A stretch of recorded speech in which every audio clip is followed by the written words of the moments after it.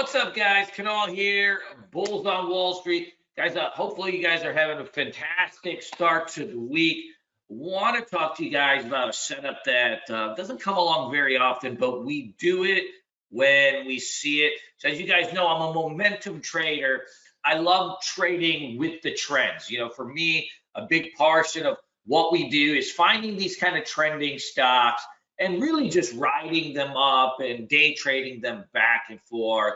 I hate going counter trend, but at some point, stocks get so delirious that you have to take them down, right? As Americans, we have a right to show certain stocks some justice. And so I want to talk to you guys about a rubber band short that, I do every blue moon, and we nailed them on these virus stocks yesterday. So, you saw like a big just dump in these like virus stocks, and I was short mRNA and NVAX, and it's on really the same setup. So a rubber band short is essentially when you have a trending stock, but at some point it just gets up too far too fast, right? It gets up too far too fast, and you start getting into those like really extended levels. So for me, typically, I want to see minimum like 4 or 5 up days in a row where the stock is starting to speed up towards the end.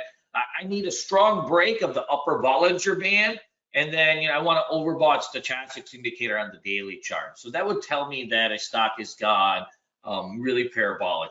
And just like in terms of layman's terms, like the 9 EMA is like kind of where like stocks really trend, right? Like if you get just like a nice steady trender. So when you start to get like too extended for the 9, like say like you're from 19 to 26, that's when you're getting like 20-30% above the 9 EMA, that's when something's getting a little bit long in the tooth.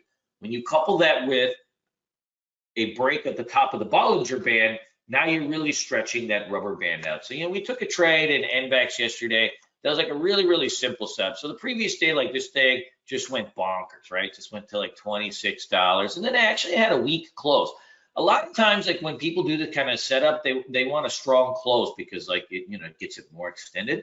But a weak close is fine because oftentimes that'll give you a really easy way to like measure your risk. So yesterday, as soon as the market opened, so this is like within 5 minutes, as soon as this stocks opened up and spiked up at 26, I know I've already got a level drawn out. So before I get into a trade, I usually have all the levels drawn out. I have written down or on a sticky note, kind of like where areas of interest are so that I can trade around them. Now, I don't just trade off levels, right? I want to trade based on patterns, but the levels and those areas of inflection points help guide us into, where we want to start to position our patterns. A pattern in itself is just a pattern, and a level is just a level. It's just a squiggly line, right? An area of supply and demand.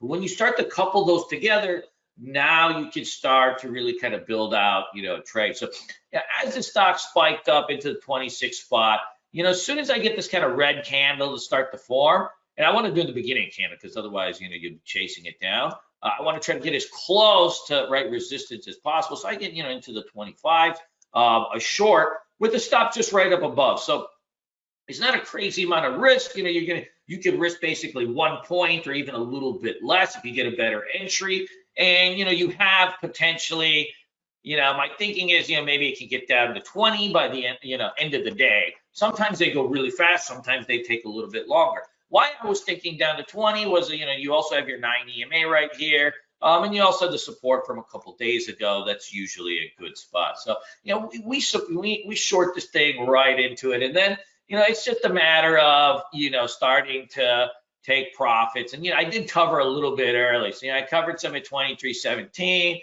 22.37, 21.79. And it was just happening, it was happening fast, right? It was happening fast. But it's a very, very simple setup. If you're shorting into the resistance, and then you can notice like it kind of comes down and it starts to hold. And, what it really needs to do, you need those MAs and the kind of the VWAP and stuff to start to kind of come up on top of it, and you want the stock to go green to red, meaning like it's up on the day, you want it to do a red roll, right? And when it's starting to do a red roll, then it's just a matter of kind of covering into it. And, frankly, I had so many darn shares, I ended up covering a little bit early. I made a couple mistakes on it, which was that last lotto, right? So I had a full position near 26, and then I added more as it went green to red. So I had like a 1.5 size on it. I should have kept like a quarter or a third, and really trailed it down. That's something that I personally got to work a little bit better on, is like when they start to waterfall, you got to do a little bit better job just trailing it down, because I left like almost $1.50 on the table. And then obviously there was like a kind of a little bit of a reshort, but I left, this was the main play on this. So I left about $1.50 on the table, so I definitely could do a little bit better job on writing them down, or like physically, right, lowering my stop loss. I find that when they start moving that fast, I'm just like, cover, cover, cover. That ended up being a great trade, because as soon as this stock goes red, I'm looking at mRNA. And so as soon as NVAX goes red, like I don't even got to look at the chart. Like I already know this thing's about to roll over. So as soon as this thing starts to bust loose, like I short this thing as soon as it gets under the VWAP. And, I ended up covering down into the 48s. And that's a very, very simple setup. It's just based on, hey, NVAX is rolling first, right? It goes green to red.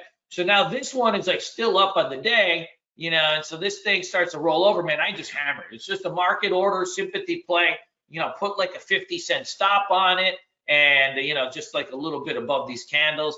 And now you're going to get this like kind of nice roll on it. You even had a secondary ad here. Now I did the same mistake, man. NVAX, they both flushed so fast. I got on my last shares at 48 and I left 5 points on the table. It doesn't seem like much because, obviously shorting into 54s, covering down my last shares into 48 is pretty good.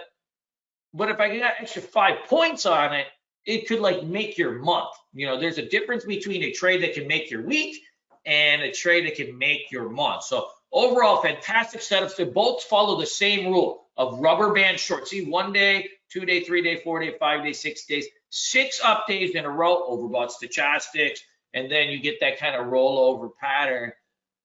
It was awesome. This was one of those trades that makes the week, but like I said, I could have done a little bit better because it could have been one of the trades that makes the month. But what can you do? But I look for these type of patterns. They don't come very often. I would say they show up once every couple of weeks. My preference is to always trade with the trend unless the specific instance shows up. Guys, hopefully that helps.